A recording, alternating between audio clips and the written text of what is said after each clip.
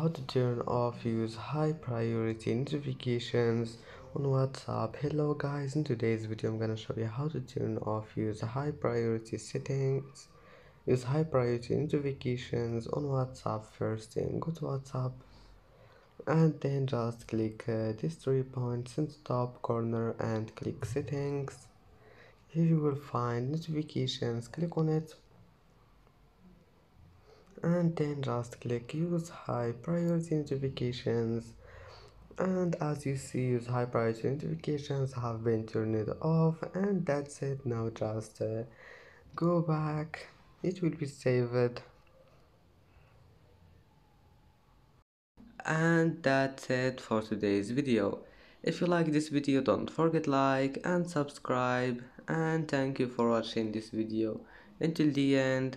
And now see you in the next video.